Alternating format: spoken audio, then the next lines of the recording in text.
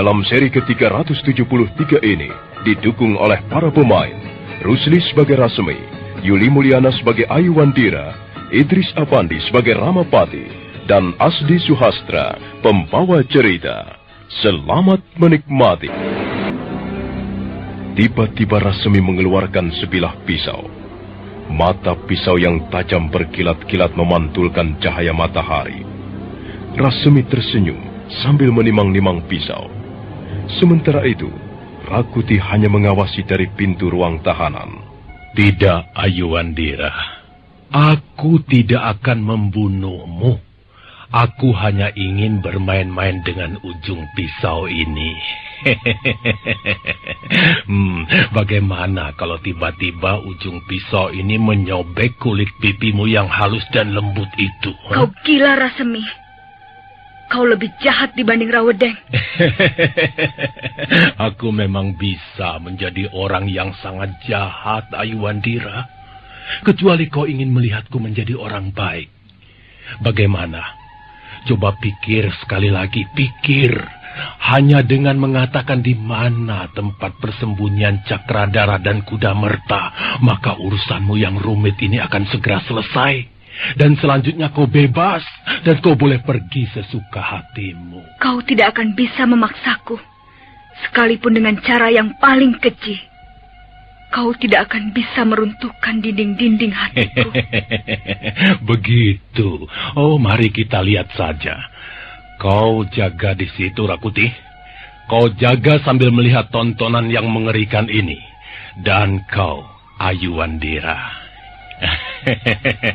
Kalau kau merasa takut, kau merasa gentar, kau boleh menutup matamu. Tutup matamu dan ucapkan selamat tinggal pada Ayu Wandira yang cantik jelita ini. Dan mulai besok, kau akan hidup sebagai gadis yang lain. Gadis yang berwajah buruk seperti Gandarwa.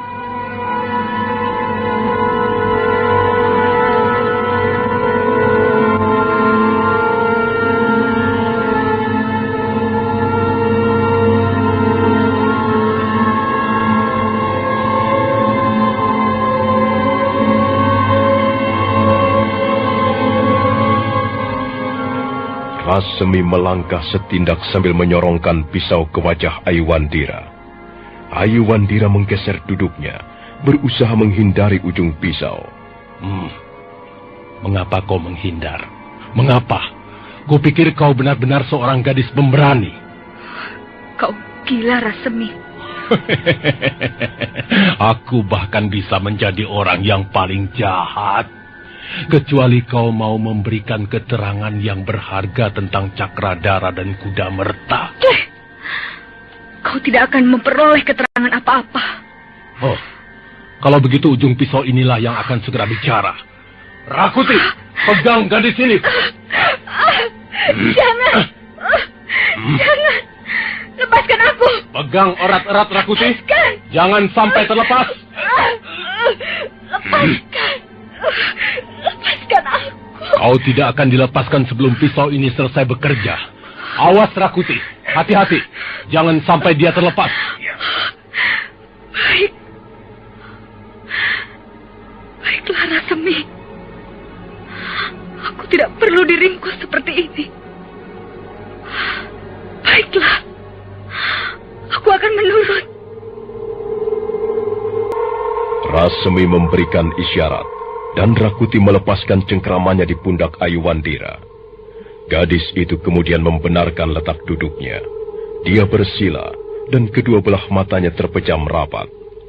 Setetes air mata jatuh membasahi pipinya yang lembut.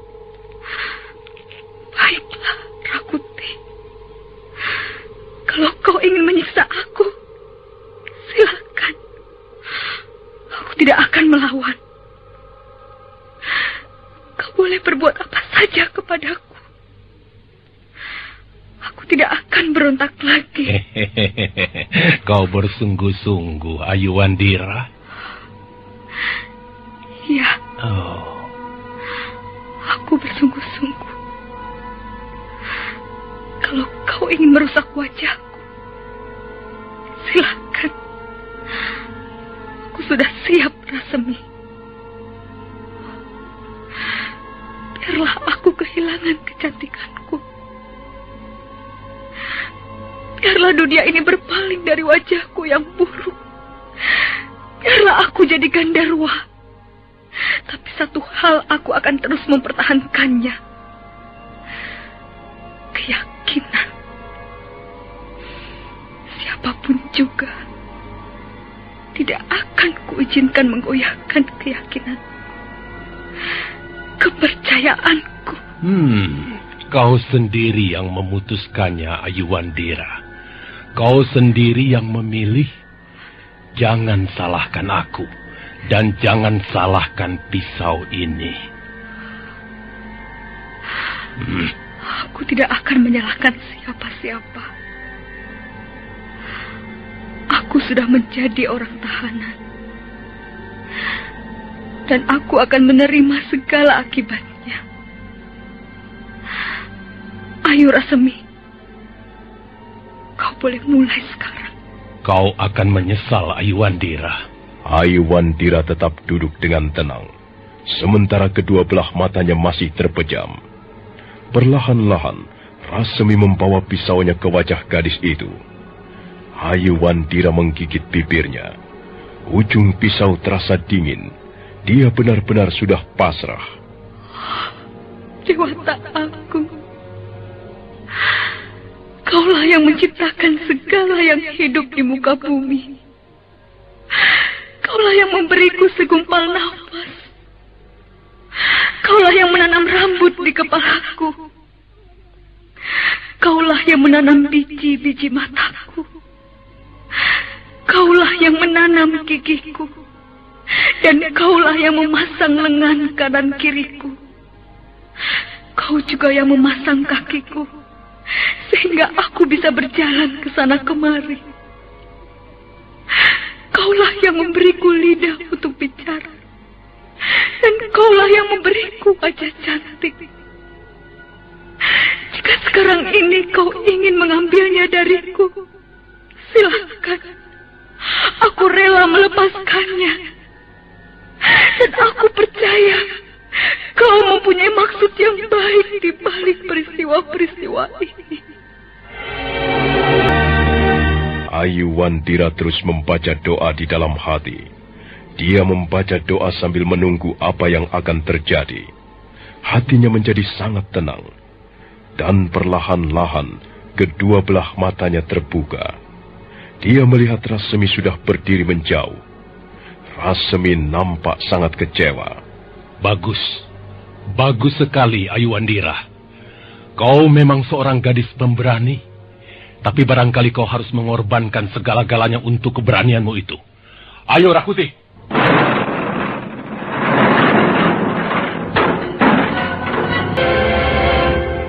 Dia memang seorang gadis pemberani, Gusti. Jadi dia belum memberikan keterangan apa-apa? Harap Gusti Ramapati bersabar. Hamba masih belum kehilangan akal. Kau boleh terus mencobanya. Terima kasih, Gusti. Terima kasih atas kesempatan yang baik ini. Dan hamba tidak akan menyia-nyiakannya. Hamba yakin bisa membuat gadis itu bicara terus terang, Gusti. Aku menunggu kau membuktikan kata-katamu, Rasemi. Malam harinya, Rasemi kembali menemui Ayuwandira. Kali ini dia ditemani sekitar 20 orang prajurit. Mereka berjaga-jaga di depan pintu ruang tahanan.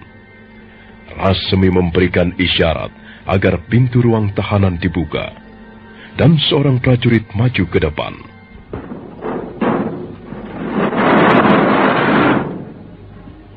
Selamat malam, Ayuwandira. Kau belum tidur? Mengapa kau datang kemari lagi, Rasemi? Oh, jangan salah duga, Ayu. Aku datang kemari bukan untuk mengorek keteranganmu lagi. Aku menyerah. Kau memang hebat. Kau mempunyai hati yang keras, bagaikan dinding-dinding baja. Aku sudah berusaha, tapi ternyata aku gagal. Ya, baiklah. Aku kagum padamu. Ya, kagum sekali Ayuandira. Baru pertama kali inilah aku melihat seorang gadis begitu tegar, begitu berani menghadapi peristiwa yang paling buruk dalam hidupnya. Rasemi diam sesaat. Dia menoleh ke arah Rakuti yang berdiri di tengah-tengah pintu ruang tahanan. Rakuti mengangguk. Rasemi melangkah setindak. Sementara Ayuandira duduk meringkuk di lantai tahanan yang dingin dan lembab. Ayu, aku sudah melaporkan perkaramu pada Gusti Ramapati. Beliau sangat kecewa.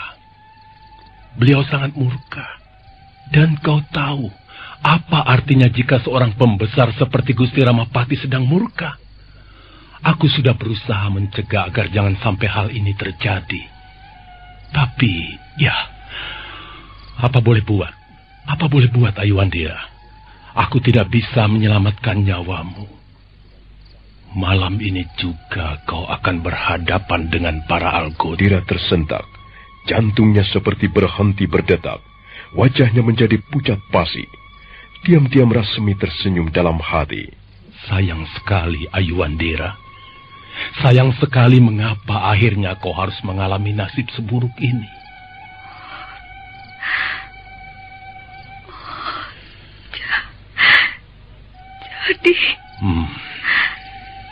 Jadi akhirnya aku akan mati.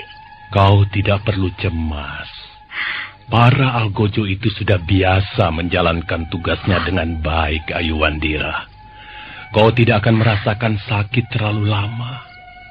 Begitu mata pedang algojo menebas lehermu, dan pada saat itulah jiwamu sudah tidak bersatu lagi dengan ragamu. Kau akan segera bebas. Ya, kau akan segera bebas, Ayuandira. Kau akan segera terbang melambung tinggi, menembus langit dan cakrawala. Aku ikut prihatin. Aku ikut prihatin, Ayuandira. Aku ikut bersedih hati melihat nasibmu yang berakhir dengan sangat mengenaskan. Kalau misalnya saja aku mempunyai kedudukan dan pangkat seperti Gusti Ramapati, aku akan berusaha untuk tidak mengambil keputusan seperti ini. Kau pasti akan kuajak bicara panjang lebar. Kau pasti masih akan memperoleh kesempatan untuk memperbaiki kesalahanmu. Tapi, ya, aku hanya seorang penggawa kerajaan berpangkat rendah. Semua tergantung Gusti Ramapati, dan Gusti Ramapati sudah memutuskannya. Dan apa yang sudah diputuskan oleh beliau, siapa dapat merubahnya? Ayuandira, apa kau ingin menyampaikan pesan sebelum kami membawamu menemui algojo?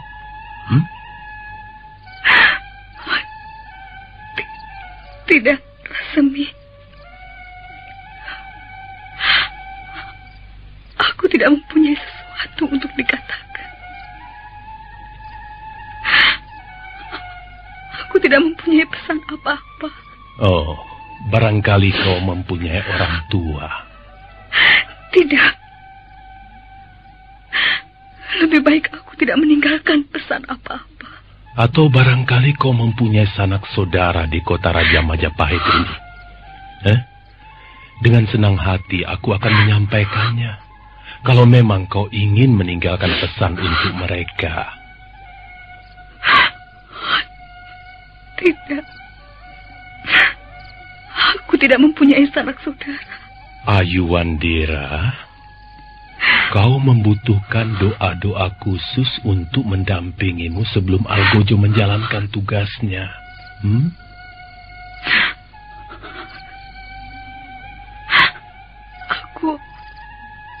Aku akan berdoa sendiri dalam hati. Kau boleh minta sesuatu sebelum kami membawamu pergi, Ayuandira. Mungkin kau ingin merasakan makanan yang paling lezat, yang paling kau sukai selama ini. Atau kau barangkali ingin minum sesuatu. Atau barangkali kau ingin membersihkan tubuhmu dengan merapikan rambut.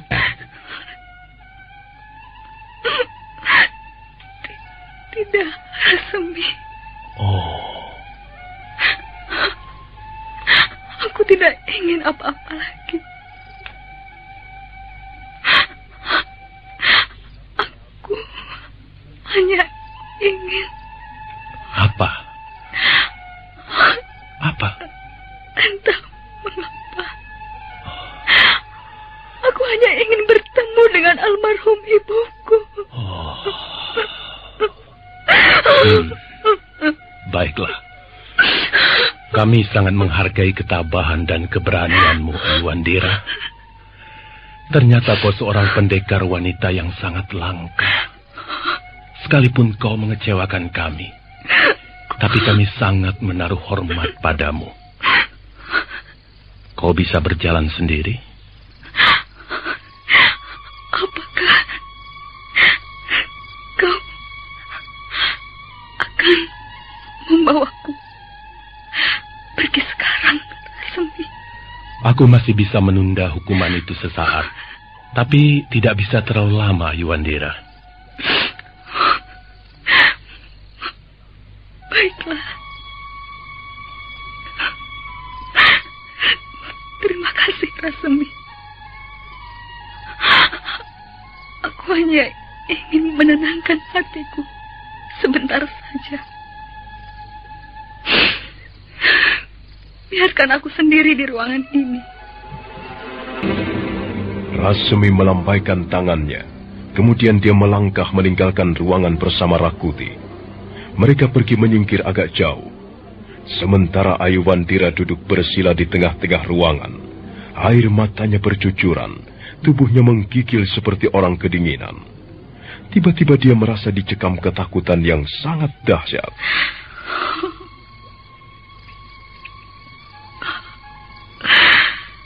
Benarkah malam ini adalah malamku yang terakhir?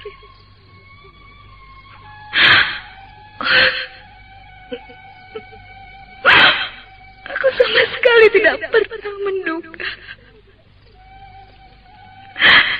Benarkah aku akan mati malam ini?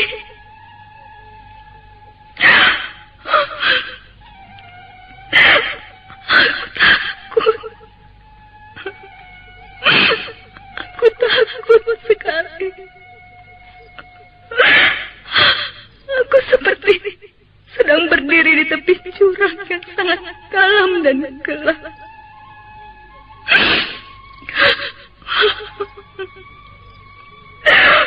Oh, Ibu, di mana kau sekarang ini, Ibu? Lihatlah kemari. Anakmu Aiwandira malam ini harus menjalani hukuman mati. Temanilah aku, Ibu. Dampingilah aku, supaya aku tidak merasa takut lagi.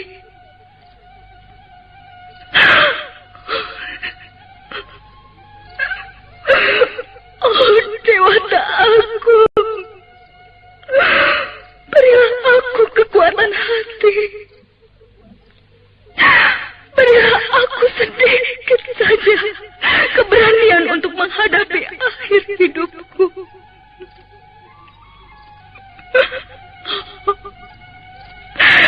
Jangan tinggalkan aku sendirian di mata aku. Perlihatkan cahayamu yang kilang gemilang. Perdengarkan suaramu yang merdu, agar rasa takutku ini hilang dan sirna disapu angin.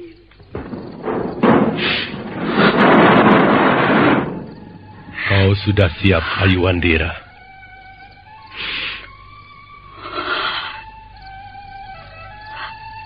Bagaimana? Ya.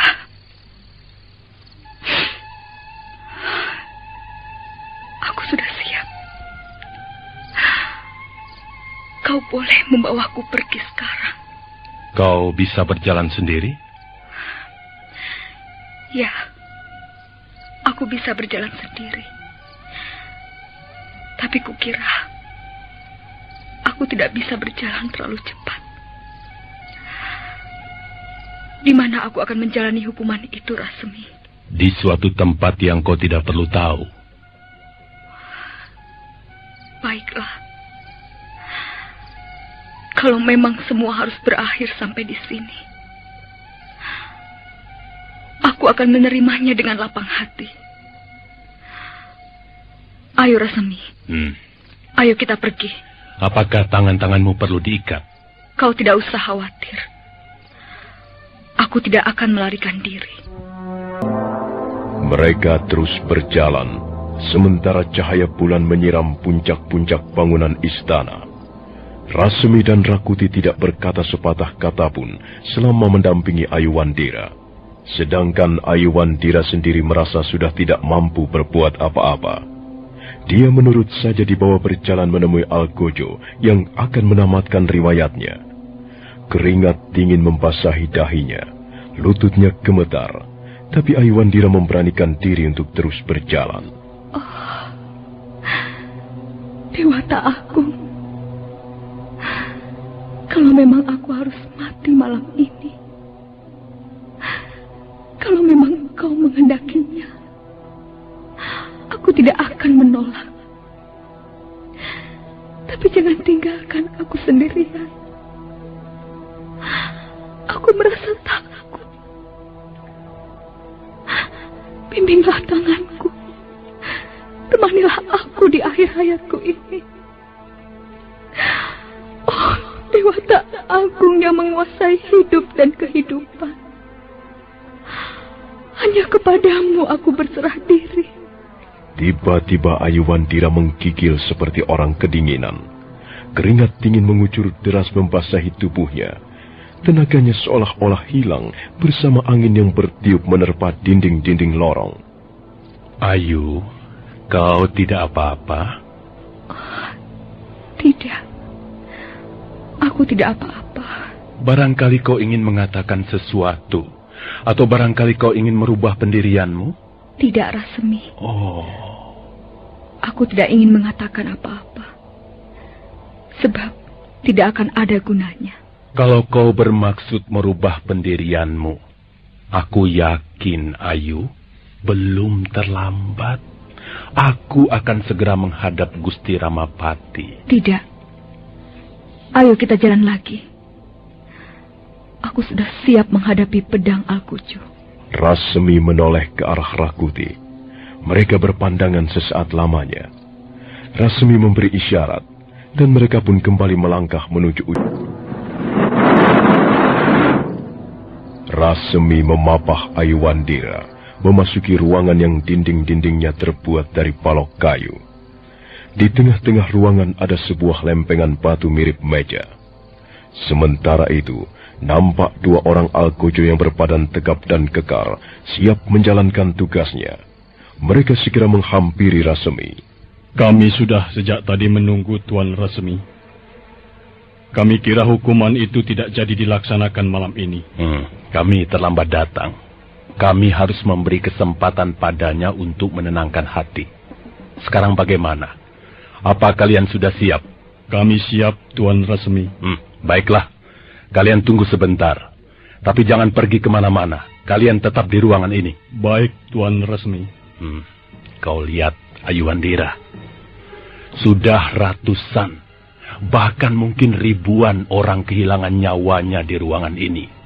Ruangan ini memang khusus disediakan untuk menghukum mati para penjahat negara ataupun narapidana berat. Ayuwandira, aku menyesal sekali. Ya, seharusnya kau tidak perlu menemui ajalmu dengan cara seperti ini.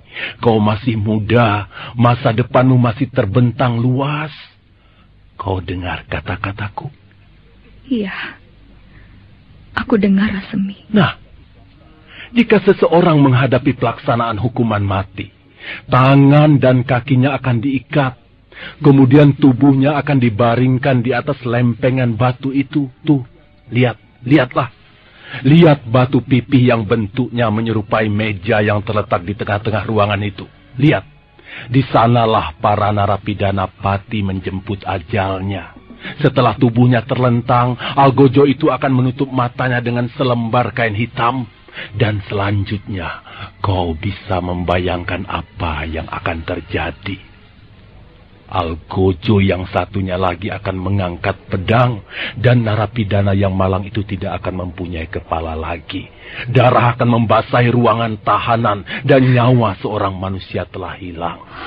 Sudahlah, Rasemi. Aku tidak mau menunggu lebih lama. Jangan bicara apa-apa lagi. Aku sudah siap menghadapi ajalku. Ayuwandira. Nekat sekali kau ini, bodoh sekali. Kau akan kehilangan nyawamu hanya karena tidak mau mengucapkan sebuah kalimat. Kalimat, dengar itu. Bukankah ini kebodohan yang sangat memalukan? Coba pikir baik-baik, Ayuwandira. Kau tinggal mengatakan di mana tempat persembunyian Cakradara dan Kuda Merta. Dan setelah itu kau tidak perlu berhadapan dengan pedang Algojo. Kau akan segera bebas.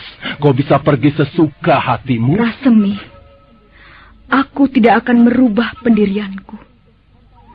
Aku tidak akan merubah apa yang telah menjadi keyakinanku. Oh, iya, baiklah. Sekarang aku benar-benar sudah putus asa. Ternyata aku telah gagal menolongmu. Baiklah. Rasemi melambaikan tangannya. Seorang Algojo melangkah menghampiri Ayuwandira. Dia lalu mengeluarkan seutas tambang. Tangan Ayuwandira diikat. Demikian pula kakinya.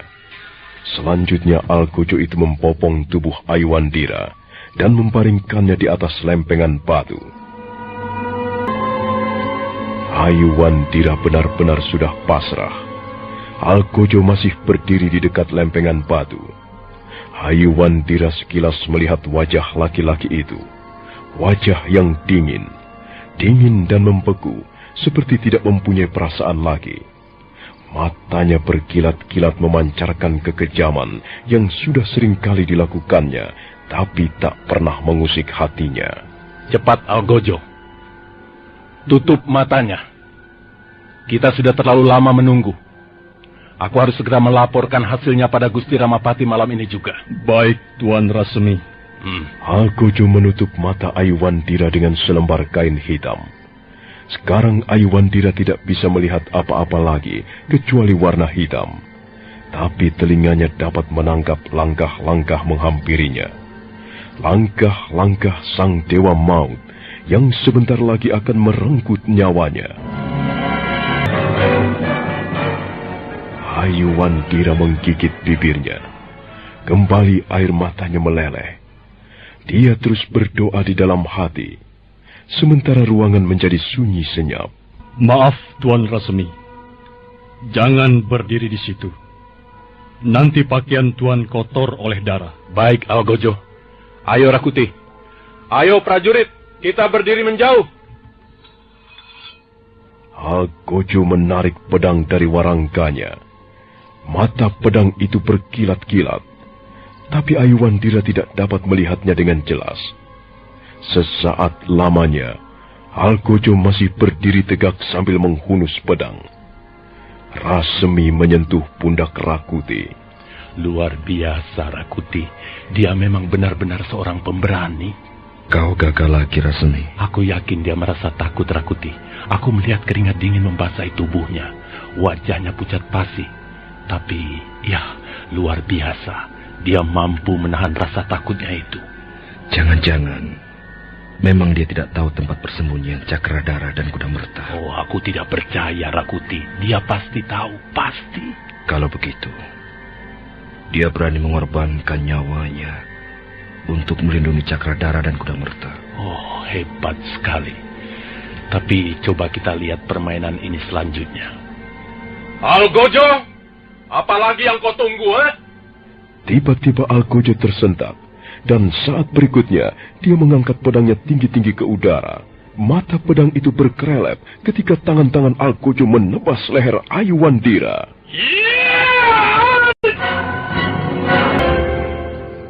Pedang Algojo mendesing, tapi pada saat mata pedang hampir saja memenggal leher Ayuwandira, Algojo kerajaan Majapahit itu menekuk tangannya. Mata pedang membabat lantai ruangan yang terbuat dari balok-balok kayu, dan senjata pembunuh itu menancap kuat di sana. Rasemi dan Rakuti bergegas melangkah menghampiri Ayuandira. Tangannya secepat kilat menyambar kain penutup wajah gadis itu. Kau hebat sekali. Luar biasa. Belum pernah aku melihat tontonan sedahsyat ini. Ayuandira membuka matanya perlahan-lahan. Dia menjadi heran. Dia mengira dia sudah mati di tangan Algojo. Tapi aneh sekali. Dia sama sekali tidak merasakan sakit. Dan dia belum percaya dengan apa yang dirasakannya. Rasemi, apa artinya semua ini? Kali ini kau menang, Ayuandira. Tapi ketahuilah, aku belum akan menyerah. Aku tidak tahu apa yang kau maksudkan. Ingat, Ayuandira, permainanku belum selesai. Tunggu permainan berikutnya. Kalau sampai aku gagal lagi, baru aku mengakui keberanianmu sebagai seorang pendekar sejati. Prajurit, bawa dia kembali ke ruang tahanan. Beberapa orang prajurit melompat menghampiri lempengan batu. Mereka segera melepaskan tali pengikat Ayuandira. Dan mereka membawa Ayuandira meninggalkan ruangan. Sementara Rasemi dan Rakuti masih berdiri termangu di dekat lempengan batu. Dua orang Algojo itu menghampirinya. Ada apa, Tuan Rasemi? Apa kami telah melakukan kesalahan? Tidak. Kalian tidak salah apa-apa. Kalian telah menjalankan tugas dengan baik sesuai dengan rencana. Kau hampir saja benar-benar memenggal kepalanya, Algojo. Hamba sudah memperhitungkannya, Tuan Rakuti. Tapi memang biasanya begitu. Biasanya kepala orang yang terbaring di sini segera menggelinding ke lantai ruangan. Tubuhnya mengejat-ngejat sebentar. Dan setelah dia benar-benar mati, kami berdua lalu membersihkan darah yang mengotori ruangan ini. Tapi malam ini, kami mempunyai pengalaman yang lain. Kami memang tidak bermaksud membunuh gadis itu. Kami hanya ingin menakut-nakutinya saja. Tapi sepertinya gadis itu tabah sekali. Biasanya mereka berteriak-teriak pada saat tangan dan kakinya diikat. Para penjahat besar pun, yang konon kabarnya mempunyai ilmu kesaktian, yang terkenal gagah berani, biasanya hatinya menjadi ciut begitu memasuki ruangan ini. Tapi gadis itu memang hebat, luar biasa. Dia masih tetap tenang sekalipun nyawanya terancam. Sudah, Algojo. Kau tidak perlu ngomong panjang lebar. Ayo, Rakuti. Ayo kita menghadap Gusti Ramapati sekarang juga.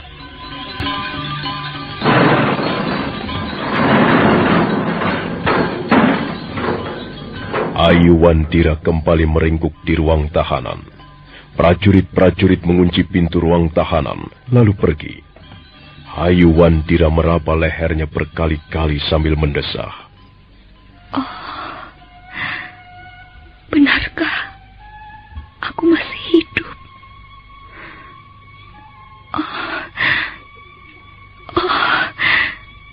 Ternyata aku belum mati. Leherku masih utuh. Tidak sedikit pun tubuhku terluka. Oh, aku tahu. Rupanya Rasemi hanya bermaksud menakut-nakuti aku. Licik sekali orang itu. Banyak sekali akalnya. Oh, orang seperti Rasemi itu sangat berbahaya. Aku harus berhati-hati menghadapinya. Bagaimanapun juga, aku tidak akan mengatakan sepatah kata pun tentang Tuan Cakradara dan Kuda Merta. Aku tidak akan mengkhianati lereng Gunung Lecar. Sementara itu, Rasemi dan Rakuti sudah menghadap Sang Ramapati. Mereka bercakap-cakap di ruangan pendopo. Rasemi baru saja melaporkan perihal Ayuandira dan rencananya yang gagal. Dia memang seorang gadis yang luar biasa, Gusti. Sekalipun dia dicekam ketakutan, tapi dia tetap mampu bertahan. Terus terang, rencana hamba ini gagal, Gusti. Tapi hamba masih mempunyai akal yang lain. Hamba masih belum menyerah. Hamba yakin, kali ini Ayuwandira akan merubah pendiriannya. Hatinya pasti goyah, dan jiwanya pasti runtuh, Gusti. Aku jadi penasaran. Aku mau tahu seperti apa orangnya. Gusti Ramapati bisa menanyakannya kepada Rakuti, ataupun prajurit-prajurit Majapahit, atau pada Algojo. Sebenarnya, Ayuwandira sudah hampir menyerah. Tapi entah, Gusti, hamba sendiri tidak tahu apa yang membuatnya begitu tegar. Apa yang membuat gadis itu tetap tabah sekalipun nyawanya terancam. Aku ingin bertemu dengan Ayuwandira sekarang juga.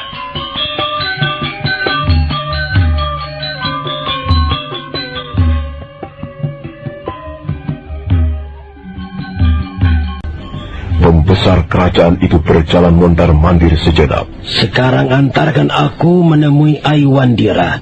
Aku akan bicara langsung pada gadis itu. Kalau begitu baiklah. Mari, Gusti. Mari kami antarkan ke ruang tahanan.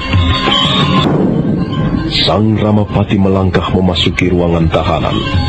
Sementara itu Rasemi dan Rakuti menunggu di tempat yang agak jauh. Sang Ramapati melihat Ayuwandira meringkuk di sudut ruangan yang remang-remang. Ayuwandira, coba kau ke sini. Duduk di sini. Aku mau bicara dari hati ke hati denganmu. Apa kau juga mau membujuk aku? Seperti yang telah dilakukan Rawedeng dan Rasemi. Tidak anak manis. Sekarang caranya bukan bujuk-membujuk. Lupakan soal itu. Kau tahu sedang bicara dengan siapa sekarang ini? Usiamu sudah cukup tua. Pakaianmu bagus. Kau pastilah seorang pembesar kerajaan. Kalau ada orang menyebut-nyebut Sang Ramapati atau dia Halayuda, akulah orangnya. Jadi sekarang ini saya sedang berhadapan dengan Gusti Ramapati. Iya. Dan kau tidak perlu takut. Aku tidak bermaksud apa-apa. Begini Ayuwandira. Rawedeng, Rasemi, Rakuti, dan anak-anak angkatku sudah menceritakan semuanya mengenai dirimu. Mereka mengatakan bahwa kau seorang pendekar wanita yang gagah berani. Benarkah demikian? Saya sama sekali tidak merasakan sebagai seorang yang gagah berani. Mungkin itu pendapat mereka. Baiklah. Aku kagum padamu, Ayuwandira. Kau benar-benar seorang gadis luar biasa. Sekarang aku ingin menawarkan sesuatu, dan tawaran ini bisa menjadi kesempatan emas bagimu. Tawaran apa, Gusti Ramapati? Bagaimana kalau kau bekerja padaku, Ayuwandira? Aku sangat membutuhkan tenaga orang sepertimu. Aku membutuhkan seorang pemberani seperti Ayuwandira, di samping juga seorang pendekar berbakat. Kalau kau mau bekerja padaku, aku akan memberimu imbalan yang besar. Aku akan mengangkatmu menjadi anak, dan kau bisa menjadi seorang penggawa kerajaan Majapahit. Aku akan memberimu kedudukan dan pangkat yang tinggi. Maaf, Gusti Ramapati. Saya tidak berminat bekerja di istana. Tunggu dulu. Jangan buru-buru memutuskannya. Coba dengar. Kedudukan, pangkat, dan imbalan yang besar. Semua orang menginginkan barang-barang seperti yang disebutkan itu tadi. Semua orang ingin kedudukan, ingin pangkat, dan ingin memperoleh uang banyak. Semua barang itu tadi sekalipun tidak nampak, tapi orang-orang memburunya, bahkan kalau perlu mempertaruhkan nyawa. Dan kau, Ayuwandira, kau tidak perlu mempertaruhkan apa-apa, karena aku percaya penuh padamu. Dan kesempatan emas ini hanya kuberikan kepada Ayuwandira, tidak pada semua orang, hanya untuk Ayuwandira. Maaf, Gusti Ramapati. Loh, saya tidak biasa bekerja terikat. Saya ini gadis liar. Saya biasa hidup bebas dan merdeka. Sejak kecil, saya ikut Nini Raga Runting, seorang pendekar wanita yang hidupnya selalu berpindah tempat. Dan kami mengembara ke sana kemari untuk memperoleh pengalaman-pengalaman yang berharga. itu dulu, Ayuwandira. Dulu ketika kau masih bergantung kepada pendekar wanita itu. Tapi kau kan tidak selamanya ingin bergantung kepada orang lain. Suatu saat kau harus memperoleh tempat yang pasti. Suatu saat kau harus memperoleh kepastian di mana kau akan berpijak. Jika kau mempunyai pangkat serta kedudukan, jika kau mempunyai imbalan yang besar selama menjalankan tugas, apalagi yang kau inginkan? Semua sudah tersedia. Kau bisa hidup mewah dan bersenang-senang. Kau bisa hidup bahagia. Bagaimana? Kau terima tawaranku ini? Tidak, Gusti Ramapati. Saya tidak bisa menerimanya. Saya lebih bahagia hidup bebas dan merdeka. Itulah dunia saya. Hidup bebas dan merdeka. Apa itu artinya?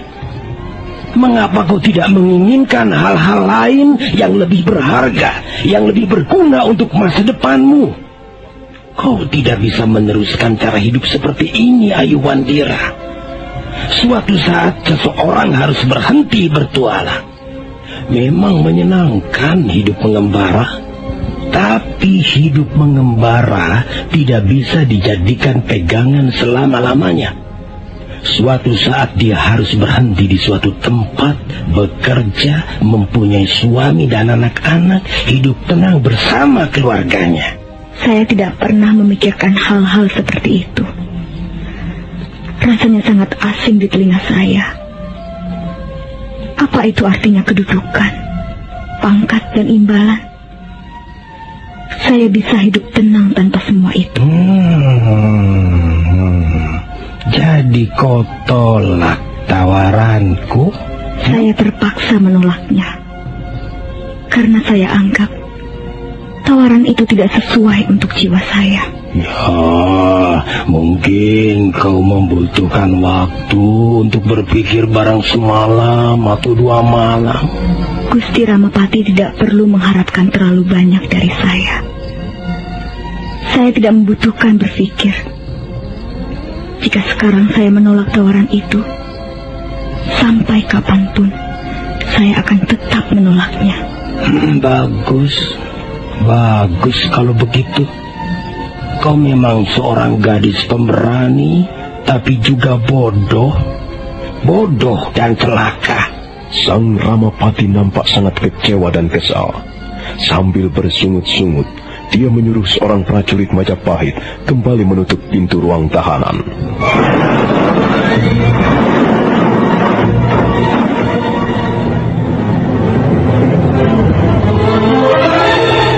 Kau benar, Rasmi. Gadis itu memang pemberani, tapi sepertinya dia juga tidak bisa berpikir dengan sehat. Dia menolak tawaranku dan tetap menginginkan hidup bebas di luar. Kalau Gusti Ramapati benar-benar ingin mengangkat Ayuwandira sebagai anak, hamba khawatir dia suatu saat membuat kesulitan, Gusti. Semula aku memang berniat begitu, tapi sekarang tidak lagi. Setelah aku bicara bersamanya panjang lebar, aku lalu dapat mengambil kesimpulan bahwa gadis seperti Aiwandira tidak perlu dipertahankan.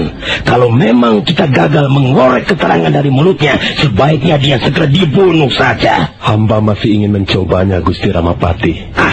Mencoba apa lagi? Kau tidak perlu mengurusi orang yang tidak beres otaknya. Aiwandira itu orang gila. Dia telah menolak tawaranku yang empuk dan ingin hidup bebas di luar seperti seorang gelandangan. Bukankah jalan pikirannya tidak masuk akal? Ampun, Gusti Ramapati. Ya. Kalau sekiranya Gusti berkenan, hamba masih mempunyai satu cara yang sangat ampuh. Hamba yakin dapat menundukkan Aiwandira. Pada dasarnya, cara hamba ini sama. Hamba akan membuatnya dicekam rasa ketakutan. Ketakutan yang sangat dahsyat, yang tidak mungkin ditahan lagi. Jika keadaannya sudah sangat parah, akhirnya dia pasti akan mengaku. Aku tidak begitu yakin, Rasmi. Setelah bicara langsung dengan Aiwandira, aku segera tahu bahwa usaha apapun juga tidak akan ada hasilnya. Ampun, Gusti Ramapati. Kalau Gusti Ramapati berkenan, hamba masih ingin mencobanya lagi. Berilah hamba kesempatan untuk yang terakhir kalinya, Gusti. Kalau memang hamba gagal, baiklah, hamba menyerah. Memang barangkali kita tidak perlu membiarkan Aiwandira hidup lebih lama, Gusti. Lebih baik disingkirkan saja. Iya. Baiklah, Rasmi. Ku beri kau kesempatan sekali lagi. Terima kasih, Gusti. Terima kasih. Terima kasih atas kepercayaan Gusti Ramapati. Tapi untuk menjalankan rencana hamba ini, hamba membutuhkan bantuan seorang ahli. Seorang ahli? Iya, Gusti. Apa maksudmu? Hamba membutuhkan bantuan seorang ahli membuat ramuan daun-daunan. Kalau Gusti mengizinkan, sekarang juga hamba akan menemui tabib Ratanja. Ramapati terpaksa mengabulkan keinginan Rasmi. Rasmi dan Rakuti segera bergegas pergi. Mereka menyusuri lorong panjang di sebelah timur ruang tahanan. Kemudian mereka mengambil arah kiri menuju rumah kediaman Ratanja. Ratanja menerima dua orang sahabatnya di ruangan serambi depan. Begini, Ratanja. Kami datang kemari untuk mengemban tugas dari Gusti Ramapati. Sepertinya ada sesuatu yang sangat penting, Rasmi. Iya. Benarkah demikian? Kami ditugaskan mengorek keterangan seorang gadis yang sekarang ini meringkuk di ruang tahanan. Namanya Aiwandira. Oh, Aiwandira. Iya. Ada apa? Apa kau sudah kenal nama itu? Tidak, Rakuti. Tapi nama itu kedengarannya aneh di telingaku. Aiwandira. Apa benar sekarang ini dia dimasukkan ke ruang tahanan? Kita tidak perlu bicara soal Aiwandira, Ratanja. Kami datang kemari untuk minta bantuanmu. Begini. Kami membutuhkan ramuan daun-daunan yang bisa membuat seseorang kehilangan kesadarannya. Dapatkah kau membuatnya? Ramuan daun-daunan? Iya. Kau seorang tabib. Dan konon kabarnya kau pernah belajar meramu obat dari Nyai Paricara di desa Pasuruhan 1. Kau pasti kenal bermacam-macam jenis daun. Mungkin jumlahnya sampai ratusan atau bahkan mungkin ribuan. Dan aku hanya membutuhkan satu jenis daun saja yang berkhasiat. Mungkin maksudmu aku harus membuat racun tidur? Oh tidak, bukan itu, Ratanja. Bukan racun tidur. Orang itu masih harus tetap terjaga, tapi sebagian kesadarannya hilang. Bagaimana? Kau pasti bisa buatnya. Sayang sekali, Rasmi. Sepertinya tidak ada jenis daun-daunan yang bisa diramu untuk menghilangkan sebagian kesadaran orang. Oh, aku pernah mendengar cerita seorang rahib ya pada zaman dulu, Ratanja. Cerita itu kuperoleh dari sebuah buku yang sudah kuno. Dalam buku itu dikisahkan ada seorang rahib yang mendapat hukuman berat dari teman-temannya. Rahib itu dikucilkan. Dia disekap di sebuah bangunan batu tanpa makan, tanpa minum, dan tanpa seorang pun teman. Nah, suatu saat, karena kelaparan, rahib itu menjamret pucuk-pucuk daun yang tumbuh di sekitar bangunan. Kemudian dengan lahap dia memakannya. Dan apa akibatnya? rahib itu menjadi seperti orang gila. Jika malam tiba, dia menjerit-jerit, dia berteriak-teriak seperti dikejar hantu yang jahat. Dan akhirnya, rahib itu, karena tidak tahan lagi, membunuh dirinya dengan membentur-benturkan kepalanya pada dinding batu. Begitulah kisahnya. Nah, kukira ada jenis daun-daunan seperti itu, Ratanca. Kukira kau mengenalnya, kecuali kau bermaksud tidak mau membantu kami. Sayang sekali, Rasemi. Aku belum pernah mendengar ada jenis daun seperti itu. Rasemi, kalau dia tidak bersedia, sudahlah. Kita pulang saja sekarang. Baiklah, Ratanca. Kalau memang kau tidak tahu, tidak apa-apa. Kami tidak akan memaksamu. Kami hanya ingin melaporkan apa yang kami peroleh dari sini pada Gusti Ramapati. Rasemi, tunggu dulu. Kalau memang kau belum kenal jenis daun itu, sudahlah. Nanti kau malah melakukan kesalahan. Tunggu dulu, Rasemi. Apa? Sepertinya aku pernah mendengar sebuah nama jenis daun. Kalau tidak salah, namanya daun sidem. Iya, daun sidem. Mungkin jenis daun ini bisa aku ramu dengan sidu. Sidu? Iya. Bukankah sidu minuman keras? Benar, Rakuti. Sidu adalah sejenis minuman keras. Sedangkan daun sidem, kalau tidak salah, mempunyai khasiat membuat seseorang menjadi mengantuk. Tapi dia tidak bisa tidur. Dia hanya akan merasa kesepian dan tercekam. Hatinya menjadi gelisah. Nah, itulah yang kumaksudkan, Ratanca. Mungkin kau segera bisa mengerjakannya. Kau bisa menyuruh orang-orangmu untuk mencari daun sidem. Ingat, Ratanca, kami tidak bisa menunggu terlalu lama. Baiklah, Rasemi. Kau boleh kembali lagi besok sore. Mudah-mudahan ramuan itu sudah siap. Tapi aku tidak bisa menjamin hasilnya.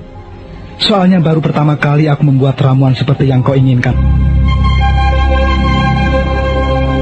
Rasemi dan Rakuti menemui Ratanca.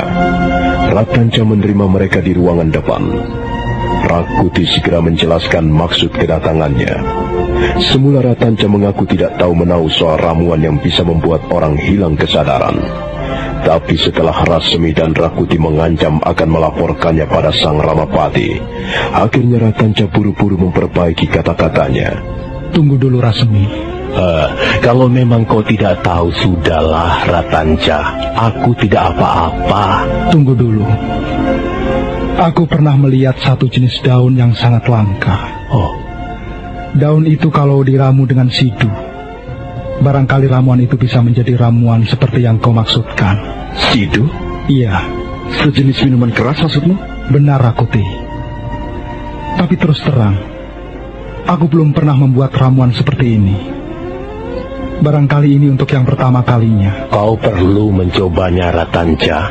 Dan ingat, ini adalah perintah Gusti Ramapati. Baiklah, Rasemi. Aku akan mencobanya. Kapan aku harus kembali lagi mengambil ramuan itu? Kau boleh kembali lagi besok sore. Aku akan berusaha mencari daun sidem. Mungkin besok sore aku sudah selesai membuat ramuan itu. Kau boleh mengambilnya. Baik, Ratanca. Besok sore aku akan datang lagi.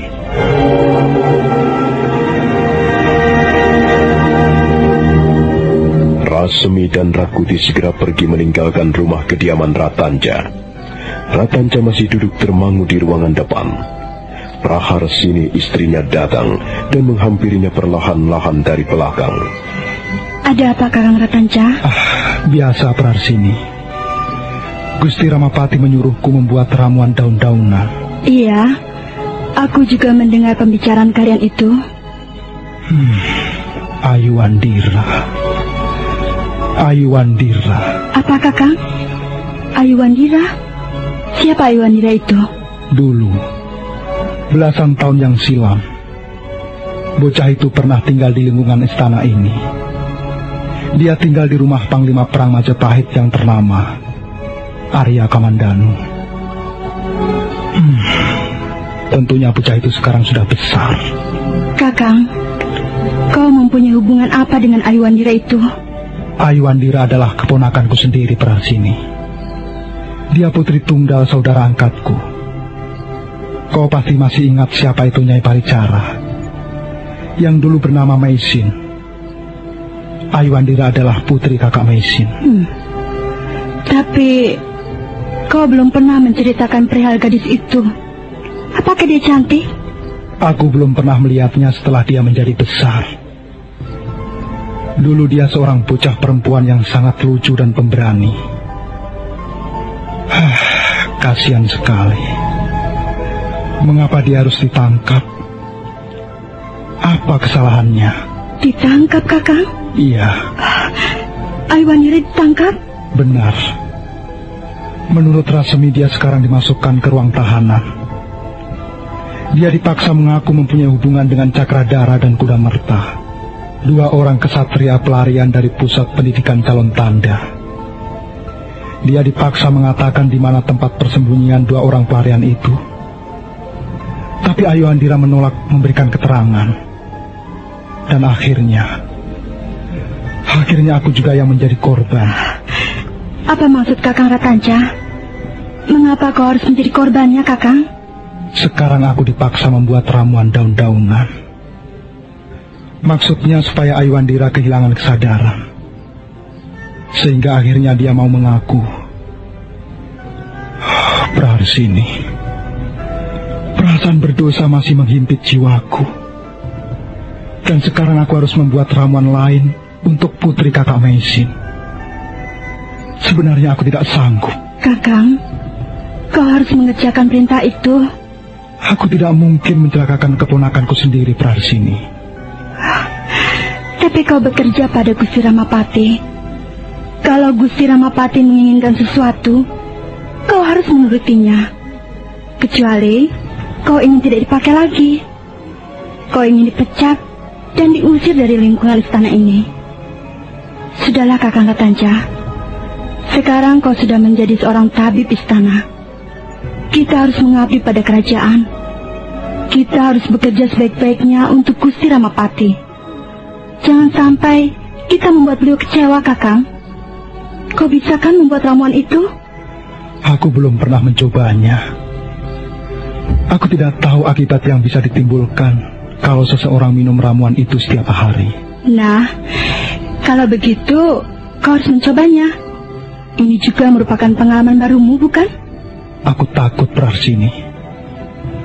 Aku takut pengaruh ramuan itu membahayakan keselamatan Ayuandira. Kakang, kau harus lebih takut pada Gusti Ramapati, bukan dia.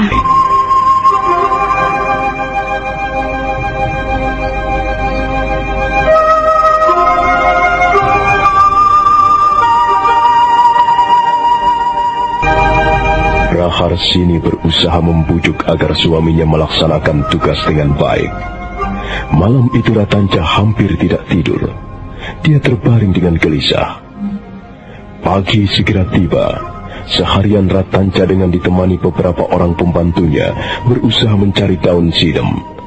Akhirnya dia memperoleh juga daun yang dimaksudkan. Ratanca segera bekerja membuat ramuan. Sore harinya, Rasemi dan Rakuti datang. Mereka langsung duduk di serambi depan, menunggu. Tak lama kemudian Ratanca keluar membawa sebuah poci besar. Bagaimana Ratanca? Kau sudah selesai membuat ramuan itu? Mudah-mudahan saja ramuan ini tidak berbahaya. Ingat Ratanca, tidak bermaksud membunuhnya. Iya, kita hanya ingin mengorek keterangan dari mulutnya. Ramuan ini tidak akan membunuh siapa-siapa. Lihatlah Rasemi.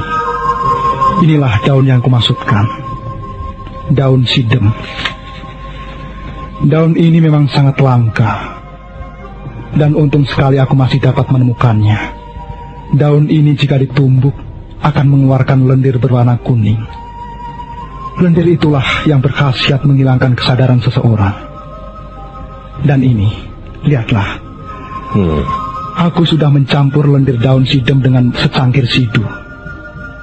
Mudah-mudahan saja hasilnya memuaskan. Ya, baiklah Ratanca. Terima kasih karena kau sudah membantu kami. Kau tidak perlu memberinya terlalu banyak. Sedikit-sedikit saja.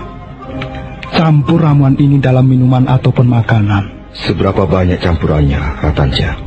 Jangan terlalu banyak, Rakuti. Sebab kalau terlalu banyak, dia akan tidur pulas. Daun sidem ini sebenarnya sangat ampuh untuk membuat racun tidur. Nah, kalian bisa membawanya sekarang. Sekali lagi terima kasih, Ratanja. Sekarang kami minta diri. Ayo, Rakuti. Rata, kami pergi dulu. Silakan, Rakuti. Rasmi dan Rakuti bergegas pergi membawa ramuan daun-daunan hasil ciptaan Ratanja. Ratanja kembali duduk termangu di serambi depan rumahnya. Kau masih memikirkan Ayuandira, keponakanmu itu, Kakang? Ayuandira. Mudah-mudahan saja bocah itu selamat. Kasihan sekali dia. Kalau dia tidak melakukan kesalahan, prajurit-prajurit Majapahit pasti tidak akan menjebloskannya ke ruang tahanan, kan? Prarsini, kadangkala kita bingung menentukan mana yang salah dan mana yang benar. Kita belum tahu apa yang dilakukan Ayuandira, sehingga dia ditangkap prajurit-prajurit Majapahit. Kakang, kalau dia tidak melakukan kesalahan, lalu mengapa harus ditangkap? Sudahlah, Prarsini. Aku tidak mau bicara soal ini. Kita seringkali tidak sependapat. Apa yang kuanggap benar, seringkali kau anggap salah. Dan apa yang kuanggap salah, sebaliknya kau benarkan. Sudahlah, Prarsini. Mudah-mudahan saja Ayuandira segera dibebaskan.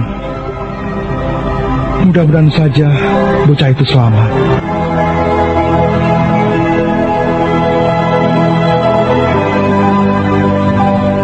Setelah memperoleh ramuan dari Ratanja, Rasmi dan Rakuti mengumpulkan beberapa orang prajurit, dan mereka bersama-sama bergegas menuju ruangan tahanan. Rasmi memberikan isyarat agar seorang prajurit membuka pintu ruang tahanan.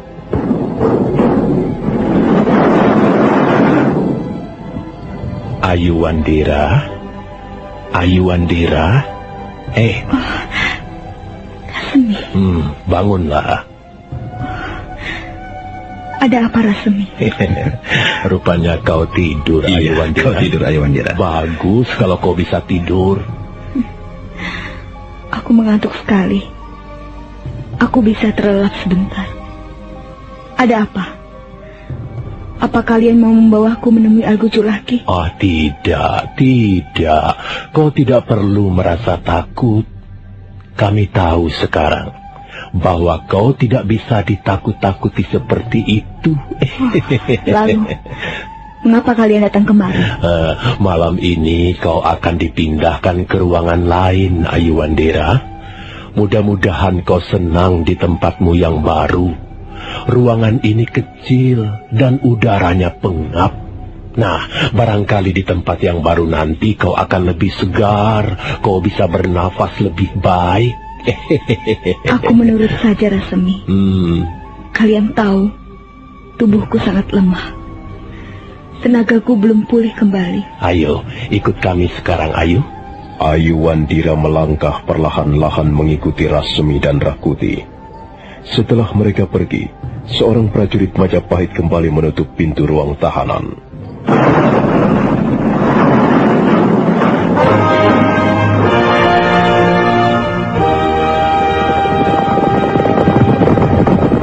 Dengan tangan-tangan diikat, Ayuandira dibawa pergi.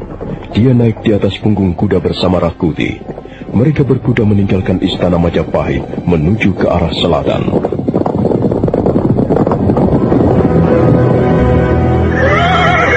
Nah, saudara pendengar, bagaimanakah kisah selanjutnya?